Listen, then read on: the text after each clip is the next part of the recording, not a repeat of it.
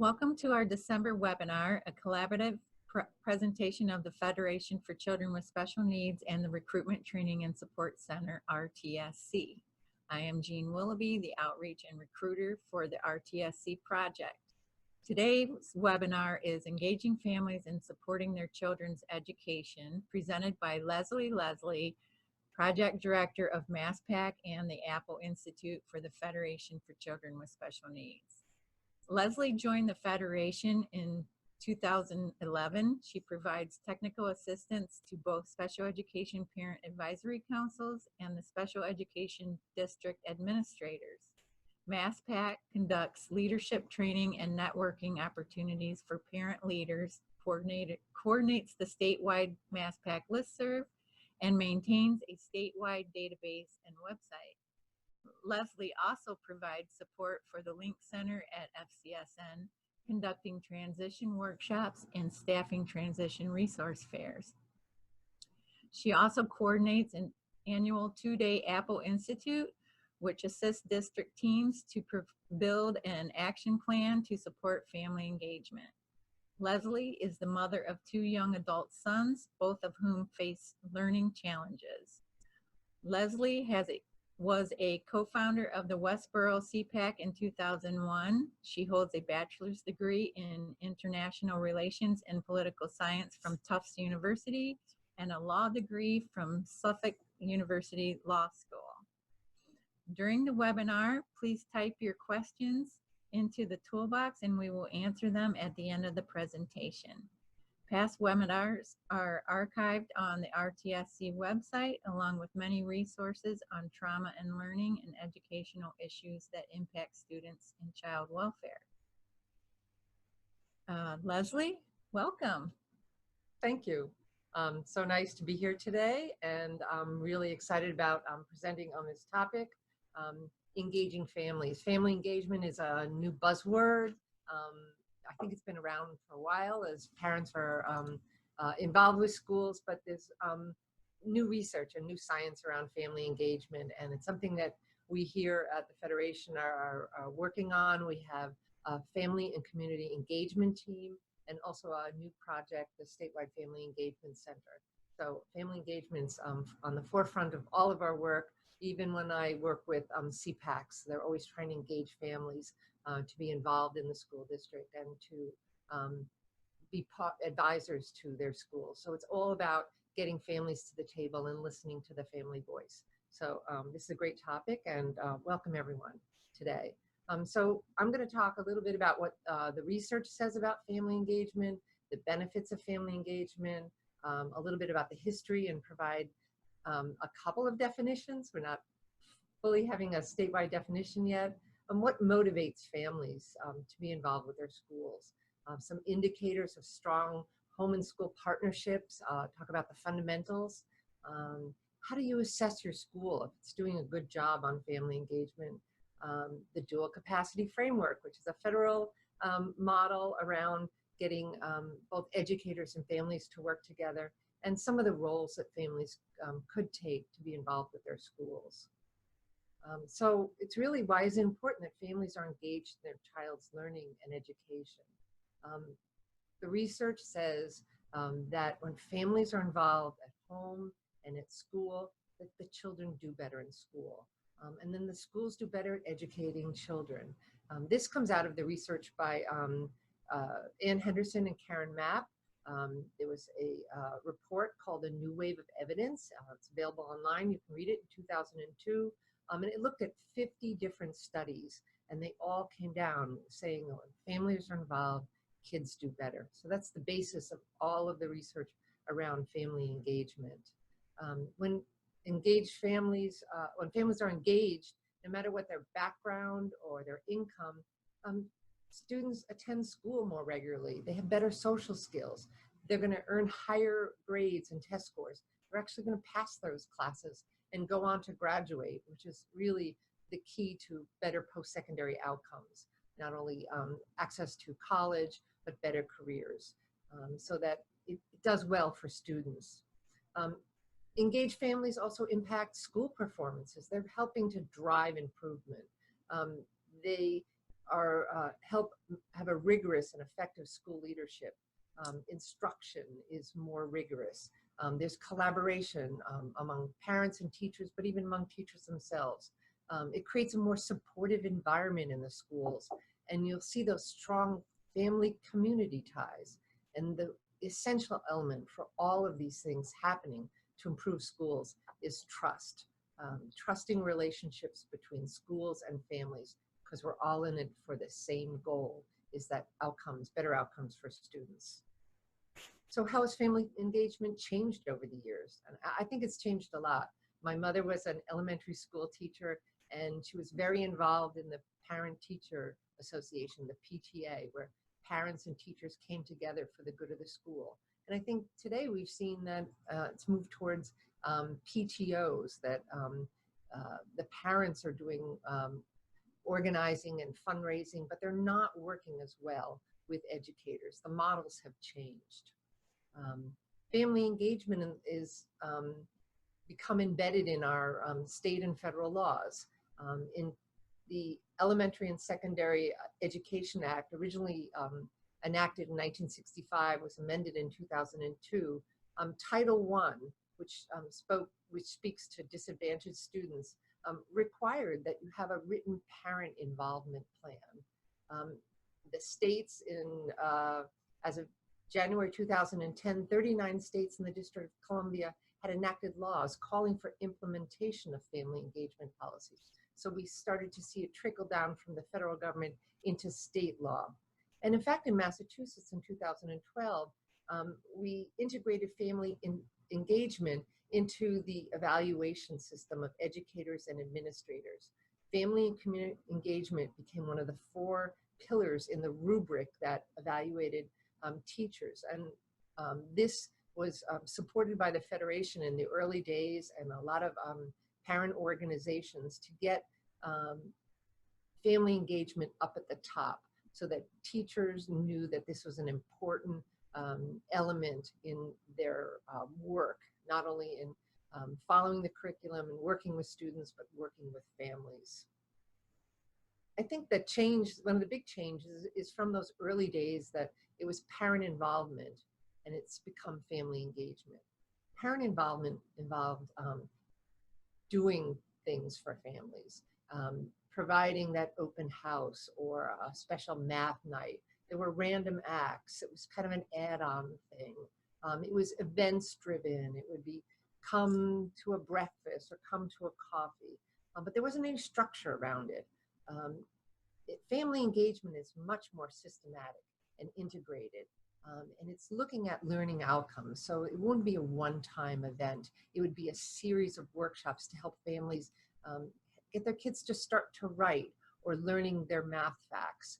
It's taking that learning and bringing the family to the table and saying, what we're doing at school is also important for you to know so that you can practice it at home. If the kids can't take the skills that they're learning in schools and bring them home and use them in their community, what good are they? So there's a sense of ownership and continuous improvement.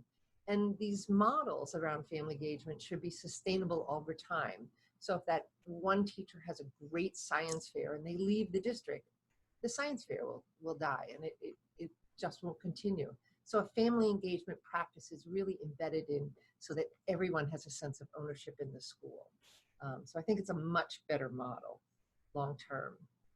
So how do we define family engagement? It refers to that systematic inclusion of families in the activities and programs within the school. It really, though, goes further so that the families are involved in the actual planning or development and evaluation of those activities. There should be really that great feedback from families saying, this is working or this is not working. And that's that regular two-way communication. It's not the school saying, this is what we're doing, this is how we're doing it. It's also listening to families and inviting them to the table to listen. So that's not only about academics, but things that are happening all around schools. We know schools are such a rich environment of learning after school, before school. Some of the activities are so important for all students, and families really need to be involved in that.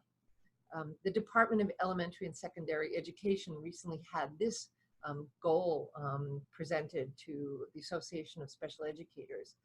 It was to facilitate shared responsibility, and I love the way they put that, that it's all of our responsibility, that our students have healthy development.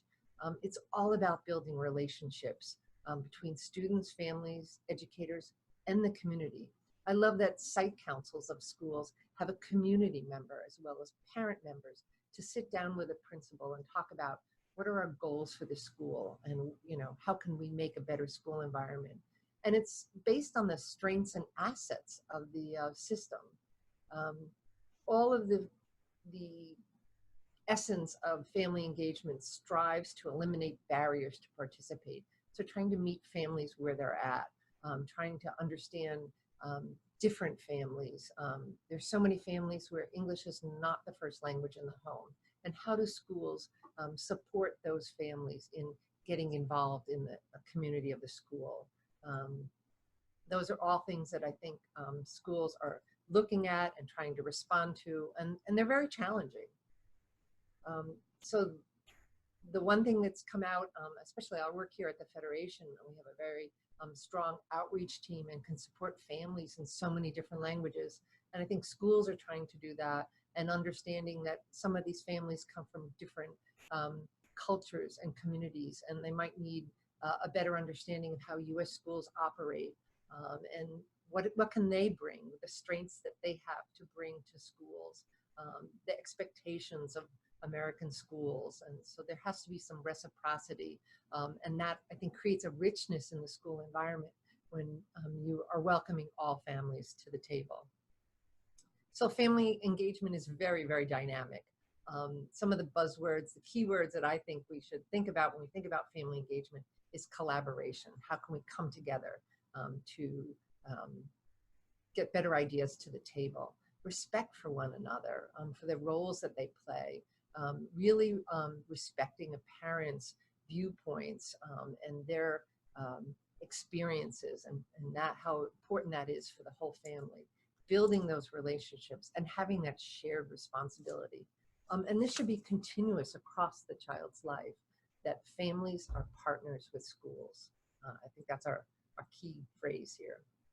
And because we just talked about that there are a lot of barriers to engagement. Some families might feel like an outsider. They might be new to a community, or have a different cultural approach to schools, and have to learn the systems. How do we embrace that, and how do we help people come to a common sense of understanding? Sometimes there's a lot of movement even within a school district. My younger son went to 6 different schools in our school system because of a school being built and shifting around. And so there was multiple kind of communities and grade groupings and expectations. And it was really difficult for him. It was difficult for us as a family to figure out, where do we belong this year, and what kind of organization do we have, and who do I need to speak to? Just even the internal workings of a school, I think, are difficult for families. And those people who are already involved and already know the game, it's easy for them to jump on board and to get involved. And I think the school also look to them as natural leaders, and not really realize, who did we leave behind and who's not at the table.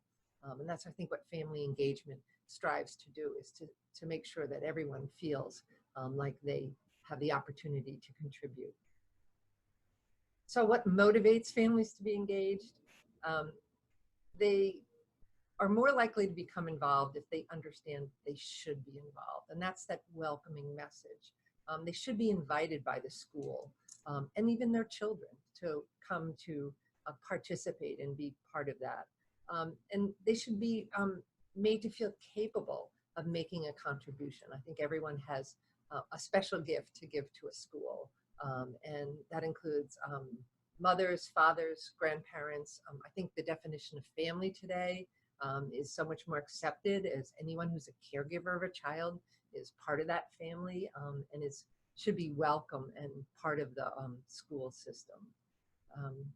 the educators can help families become motivated. And I think one of the key things is having regular good communication, encouraging them to share information about students. I know as a parent, we were always told to ask the teachers, how would you like me to communicate with you? Should I leave a message on a phone? Should I send you an email? Do you want a text message?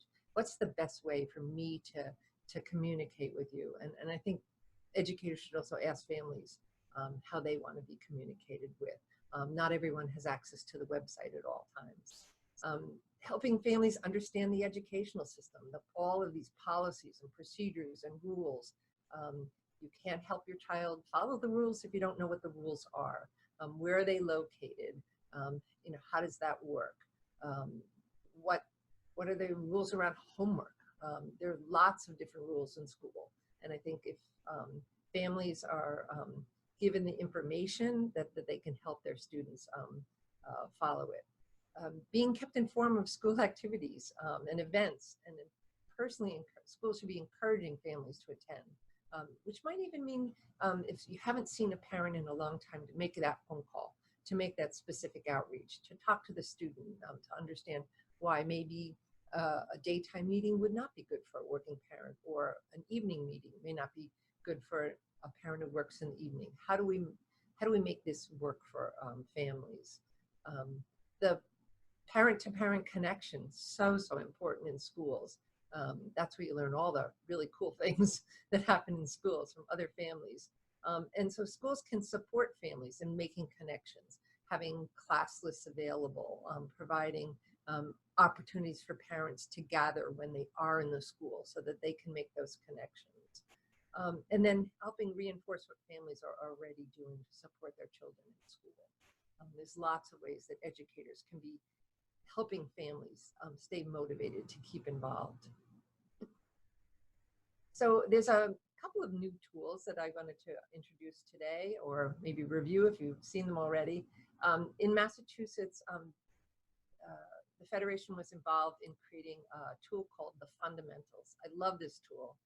It's to help families and educators and even community partners to explore different types of community engagement activities, family engagement activities.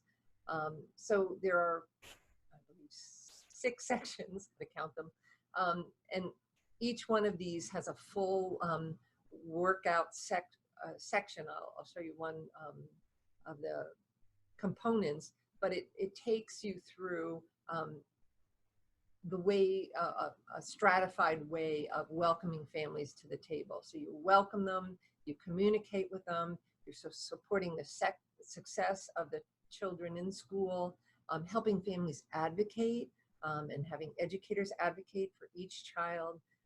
The concept of sharing power and responsibility in a school system, and then partnering with the community. So these are the elements of the fundamentals that make family and community engagement strong in a school system. This is fundamental number 1, welcoming all stakeholders. And the goal of that fundamental is that schools should create a welcoming culture and environment for all families.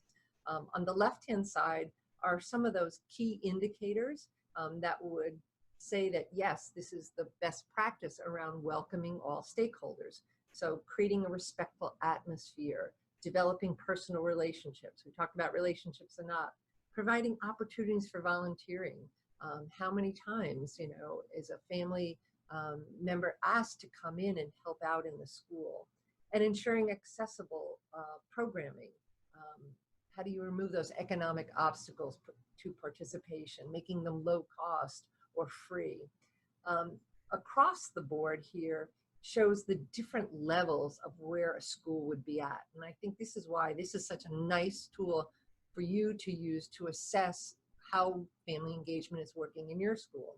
Level 1 is just the initial level. This is a basic thing. The schools are doing just some clear basic things. Level 2 is they've kind of created a little higher level of implementation and development. And level 3 is they've mastered it. This is what best practices look like. The last column on this tool says what level is your school at and provides a date. And it even has, well, we're not even here yet. So some schools may not have even addressed something at the barest level. So just looking at the respectful atmosphere, initiating would be having signage that's welcoming to families. A little higher level is that there's a welcoming space, a place for families to connect with each other or staff to address issues and post information. And then the last one, which is a mastery level of a respectful place, is that they have families from all neighborhoods and backgrounds have identified the barriers, and the school has addressed them. And that includes race, ethnicity, family structure, religion, physical and mental abilities, educational background, and socioeconomic status. That they've taken a robust look at all of the barriers and addressed them in a formal plan. So that's just one way of looking at family engagement on a small indicator across the line, and how you as a family can rate the school. Or I actually think this would be best for schools and parents to do as a team. And maybe this would be best done on a site council meeting or a special meeting of the parent group with a principal or with a superintendent, so that there is that robust discussion of where are we at and where do we want to go and what's that going to take to do, and prioritizing a couple of areas. So this is just one fundamental. There are 6, and this is available online so that you can download it.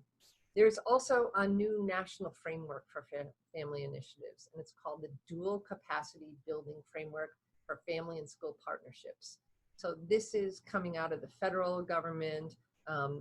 It's actually in its second reiteration. It was started in 2014, and they just came out this fall with a new framework, which I'll show you.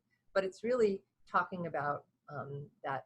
Why are we doing it, and how are we doing it, and what's the scaffolding of how we have to build, address some of the barriers, and move forward with our programming. It's kind of a guide or a compass. It's not as formulaic. It's really laying out, this is a way to move forward, laying out goals, conditions necessary to chart that path forward. So it's a really nice guide. And this is also available on the dualcapacity.org website. And I think when you think about dual capacity, it's increasing the skill level of both educators and families to address what's not working in a school or what is working, and let's build on that. So it's the challenges for educators and families. Both face challenges. What are those conditions that we need to have within a school to come together and plan? And I think one of those big things is trust, and creating a system so that we can, have it embedded in our schools, and anyone can deliver it, and it can be revisited and evaluated as you go along. And then building on the capacities of your families in the 4 C zones. They call it capabilities, connections, cognition, and competence. And using your strengths to kind of move yourself forward. And then families and educators will be empowered to really create better systems, because we know when families are engaged, kids do better in school and schools have better performance. And that's really the goal of our educational system and school improvement. So this is a nice framework to have in the background to help you guide you along the way, so that you're always looking at what are our barriers, what are the conditions that we need to help us get there? How do we build on our strengths and then move forward as a team? So there are many, many activities that schools can do to help families become more successful and take on these different roles. And every family might have a different role within the school system. I think all families can be supporters of their children's development and learning. So that's how do we let families know what the learning standards are, what are the curriculum standards, what are they trying to teach that year, where does your child fit right now, and where do we help your child to go? Because everyone's going to enter school with different levels, and so that understanding how your student is learning and what they're supposed to learn that year. And it's complicated because it's really hard to remember the last time you were in second grade and what we were supposed to be learning back then. So schools can help families understand those learning standards for that year, and help them set up home conditions so that they can support their learning at home. Homework is always a challenge for a lot of families, especially for working families who may not be home all the time to help with homework. Um, they can encourage positive self-image, and a spirit of can-do in their children. They can role model those positive attitudes. And it's so important. Sometimes it's just that feeling of a student that, I can do this, setting that high expectation for a young person so they see themselves in a different light. And that support is so important from families. And that's something that schools can help families understand and help their child achieve what's best for them. Being a monitor of their children's time and behavior and setting boundaries. We know the online screen time for kids is a real challenge in our communities, and helping families understand what's a reasonable amount of screen time, and how they should be monitoring homework or progress or things that are happening around the use of the internet, and the phone and all of those things. But also helping families understand that kids do better when they're fed. That's one of the biggest indicators of school success is kids who eat before a test do better on those tests, and getting plenty of sleep. So there's lots of things that families can do at home to help students do better. Having one friend, a child that has one friend in school does better, just feels more connected. And how can families support the establishment of that one friend, or work with an educator to identify maybe someone who could be a friend in the class if the student is struggling. And I think at all times, all students struggle to have a friend in a class. So that's something families and educators can do together. Parents can be models of lifelong learning and enthusiasm for education. We're all learning all the time, and there's so much to learn. And so not only should parents be reading to students, but could be reading themselves, be a role model and carve out time in their day to model good educational behavior in their home, whatever that means.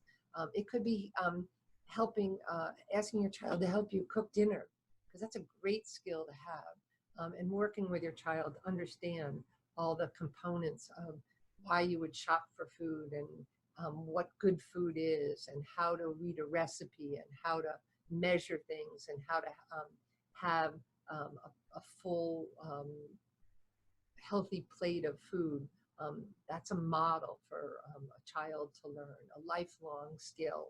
And parents can be modeling that by including children in the learning. And I think parents are great advocates and activists for improved learning opportunities in schools. Parents are the ones that show up at town meeting and vote for town budgets. Parents are the ones who come to meetings and find out about changes in schools and curriculum, and whether a new school is going to be built, or whether they're going to add a library or things in the community. So educators in schools should be informing families of all the opportunities to come to the table and share their ideas and their thoughts, to understand those school policies and when they're going to change, because they really impact families. Behavioral problems and different types of rules around school, especially at middle and high school, because they impact the students so much and their learning. And families need to understand that. And it's not just handing them a handbook or showing them where it is on the website. I really think there should be more communication so that the families can be advocates for their schools. Provide data about school performance. If your school's not doing well, have discussion groups about that. How can we as a community address some of the problems in our schools? And most families don't have a degree in data, so you have to help them understand what the data means. I'm still struggling with data. data's driving our worlds, and we really never learned about it. So there's a lot of data, and understanding what it means and how to use it and how to learn from it and how to use it to shape policy, I think is really, really important. Ultimately, families are decision makers for options for their child in school and in the community. There's so many things for families to do. I think sometimes our kids are a little overloaded with things to do, but there should be opportunities for the school to have them participate in decision-making groups. The CPAC is one of those opportunities where special education parents can be advisors to the school district on matters of special education. They can sit on site councils. There may be a choice around a new reading program that they need families involved to say, if we move in a new direction and choose a new reading curriculum, what are the benefits, the pros and cons of this plan, and why would we choose this? And looking at its use in other school districts. Parents can be information gatherers, they can be evaluators, they can be test group things, and they can be advisors to the school. Part of that, though, is helping families understand about what it's like to be a leader. It might be the first time that the parent is taking on a role on an advisory board or in a decision-making group, and there might be some learning that might need to happen so that every parent has the opportunity to participate, and so the schools can be helping families get the skills that they need. Because when you think about it, if you empower a parent of a younger child with some skills to be an advocate for schools and education and learning, that parent's going to be there for the next 10 years and helping the school district grow and change and reflect the changing needs within a community. So schools really should be investing in families, because families are part of the whole system, a vital part of that whole system. And here's the word collaboration again. I love this word. It's really figuring out, like, how can we do this together? Sometimes schools don't have all the resources, but the community does. And bringing those community resources to the table. There's always opportunity to look outside of the school and help the school find some new resources, to coordinate those resources. And it makes for a richer community. I think when everyone in the community has to support those very heavy school budgets, especially some of the elderly in the community, if they're involved in the community, they understand what the school is doing, if they're working with parents in a collaborative fashion, they understand how important that is for the whole community. I just think it makes for a better community. So if schools are helping to provide those collaborative opportunities, I think that's great for families. So our own Department of Elementary and Secondary Education here in Massachusetts has a family engagement initiative, and it comes out of the statewide Family Engagement Center grant also that was just awarded to the state of Massachusetts. So at the Department of Education, they are working from really birth to 22 around how do we engage families and creating a new family engagement framework. They're taking a lot of input, and it's going to be used not only in education, but health and human services. The tools are, I've seen the draft, it looks really great. And from there, there'll be some implementation tools to be developed. And the framework should roll out in sometime during the next year in 2020. And it's coming out of the work with this 5-year statewide family engagement grant that's happening. It's from the U.S. Department of Education. The Federation for Children with Special Needs is the lead agency, so we're working very closely with the state, DESE, and also with other community partners on how do we make family engagement work here. And we're going to be one of the models for our nation. The Department of Ed is going to hire a family engagement specialist to help build their own internal capacity to support school districts. And so they're doing some analysis also. Where are the gaps here? And what are their family engagement needs, especially in special education? So even though family engagement is for all students and for all families, we know here at the Federation how important it is for families of kids with special needs to be involved in their school to help their students along the way. So I think it comes down to families as partners again. This was our new Commissioner of Education, Jeffrey Riley, put out a report in over the summer in June. It's available online. And he stated in there that families or schools, first essential partner. Principals and teachers must engage our families as true partners. And that's that level of respect, that shared responsibility, that collaboration, and that trust, so that we all have a better system for all students.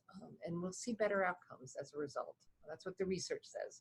So this is a nice report, and it is available online. And it was nice to see that he was also saying that families are partners.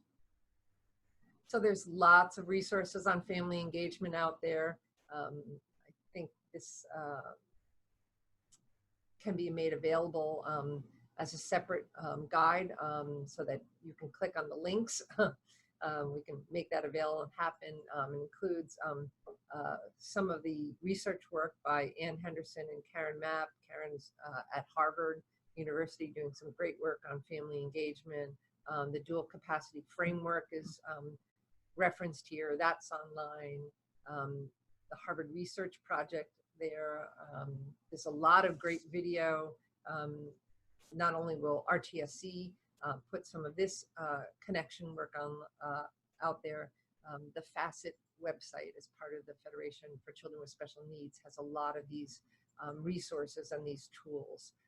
So my suggestion is that you kind of follow where your interest is, but try to see if you can create something to happen within your school district. Find a group of parents who really want to kind of step it up and help other families become involved, help other families get the skills that they need to be involved in their schools, because that's such an important voice, and start working with schools. Using the fundamentals as a tool to assess where your school is at and where it can go, I think is a great tool. So that's the end of the presentation. I know the RTSC project sends out an evaluation, a survey afterwards, so please complete that, because I know that's so important for us to know where we're going. Are there any questions that have come up? Well, there aren't any questions right now, but if anybody has any questions, now's the time to ask them. I did, when you were talking, I also do a lot of outreach, and I was talking to a parent who English was their second language, and their school actually started doing a breakfast every Monday. And at first she was afraid to go, and she kept going, and she is so involved in her school now, and all of her friends are also going too. So it just formed a whole community that she was so happy to tell me about. So I was, you know, when you were talking, I'm like, it's definitely all about trust, you know? Mm-hmm. So I like the fact that she got involved and brought others to yes, the table, and so that there was that feeling of comfort that this mm-hmm. is okay, I've gone, and it, you know, exactly. It's a good place, and we don't really need English to enjoy a cup of coffee together. Exactly. So exactly. there are opportunities to come to the table and maybe see what are some of those other barriers to mm-hmm. participation and how can we make that happen. And exactly right. And everybody had a full stomach, and they were looking forward to it every Monday. They got to know each other on a personal level, and just like you said, it was a much more richer community, you know. That's great. Yeah. Okay, so it looks like, can we get an email copy of the slides? Yes, absolutely. We'll have that ready for you probably tomorrow, I would say. I think they sent out a handout, but I'd also like to make the resource page more of like an actionable page so you can click on the link, so we can work on that, because it's really hard to type in those web addresses. So logistics seem to be the biggest barrier to getting parents to attend CPACs. We've tried morning coffee and evening workshops, but attendance is always very low. So this is one of my specialties around CPACs. I'm also saying you don't have to have people present, always physically present at a meeting to have a successful meeting. Today we're doing this online and people are participating and learning, and it's a platform that if you couldn't attend today, it'll be recorded and it'll be at nighttime that you can like access it. So I think having online access to some of the educational opportunities or connections, a lot of CPACs have very strong Facebook groups. So even though families can't come to meetings, they're asking questions in the Facebook, and resources are being shared, and families are connecting, and questions are being answered. I think that's fine. There's no requirement that you have to have physical attendance at the meetings. I think it's great, and you can connect with people and have conversations, but there's no reason why that can't happen online. And try to track the participation of people in some of your online events. Every CPAC can ask a speaker or someone who's presenting if they will be filmed, if it's okay to be filmed. So someone from the school district can film them, or you can also contact your local cable TV. My town always loves to record free presentations, and they will show up and record it, put it on their website, you know, and parents can access that. So there's lots of different ways to have people participate, surveys, you know, answering questions, whatever works for your district. You know, think outside the box. I think that's key, thinking outside the box. Yeah. And a lot of times too, a lot of people will kind of segregate the CPAC from just the gen ed parents, and typically most parents that have a special education student also have a typical child as well. So the blended families. Exactly, Yeah. the blended family. Yep. So I mean, a lot of the stuff that happens shouldn't be segregated. I think a lot of it can be combined. And how important are some of the issues that are facing families affect all families? Anxiety, homework, friendship, bullying. I could go on and on. These cut across all lines, and I think they should be discussed together around with all families, because we need more ideas at the table on how to address those in our community. So there's lots of opportunities to come together on different issues. Yeah. Okay. Is there another question? Another question. I am interested in learning about a career as a family engagement specialist. Are there any trainings that I can attend? So I'm not a family engagement specialist. I just pretend to be one on TV. I'm not sure. And that's something we can do some research on. I have some really nice free curriculum on participating on decision making groups. It's called Serving on Groups, and I can share that link through RTSC, which is an online curriculum, wonderful, very easy to do. So you can learn to be a participant in decision making groups. I don't know what you would need to be a family engagement specialist, whether you'd be have an educational background. It seems to be kind of a new field that we're moving forward in. And so a strong background in both education and understanding families, I think, would be important. But that's something I think we'll look up. And if we find anything, we'll share it. Good question. Any other questions? All right. So I think we'll wrap it up. We look forward to seeing you next month, and please be aware that registration will soon be opening for the Visions of Community Conference held on February 29th at the Seaport World Trade Center. Don't miss it. Thank you again, everyone, for joining us, and have a great day. This is RTSC.